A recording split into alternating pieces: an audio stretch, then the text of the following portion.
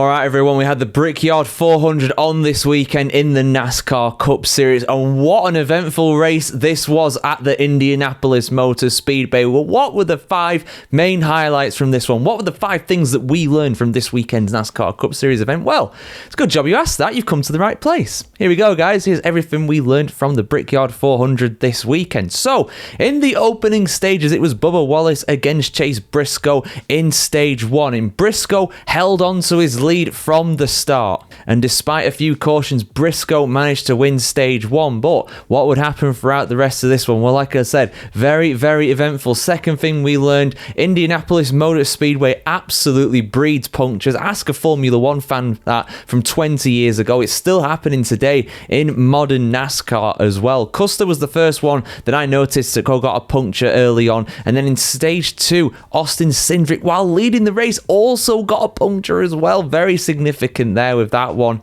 Eric Jones got a puncture too in stage 2, but that was down to the fact that he had a bit of a botched pit stop, for lack of a better term. His pit crew unable to fit his tyres on. He later got a puncture because of that and was into the wall. So yeah, punctures are a real big issue, and we saw some of that in stage 3 as well. But who won stage 2? Who managed to steer clear of all the chaos around them to take victory in the second stage around the IMS? Well, it was none other than Ryan Blaney who managed to steer clear of all of that to take stage 2. But who would win the race? Who would win stage 3? And also on top of that, we had the in-season challenge to decide as well. So how did all that shake out? Well, let's talk about stage 3 first. So Joey Logano was the guy that was looking to do the alternate strategy. He was staying out there for longer, hoping for a bit of a gas and go right at the end, a bit of a splash and dash, as we say over here. But unfortunately, Logano as well, he fell victim to the dreaded puncture out of the race, or at least out of contention for the win anyway. I do believe he finished, but yeah, that very much ended his chances of victory. He had to try something at the end of the day, and unfortunately it did not work out. His tyre exploded pretty late on in this one,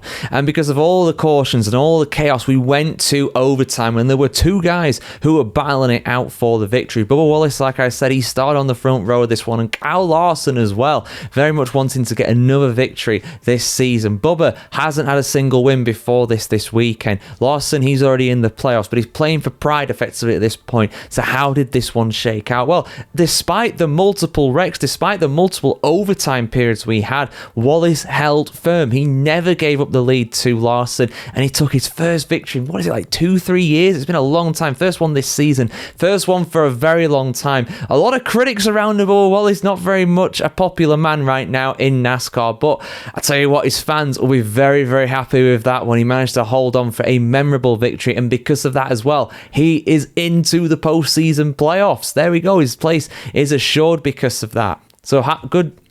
So good day for Bubba, but who managed to win the in-season challenge? Well, it was none other than Ty Gibbs, who only managed to finish in 21st position, but that was higher than his opponent in the final of the in-season challenge. Of course, Ty Dillon, he was all the way down in 28th in this one. So yeah, there we go, guys. Gibbs is $1 million richer. Bubba is into the playoffs, and a boatload of punctures to boot around the Indianapolis Motor Speedway. What do you think about this race, guys?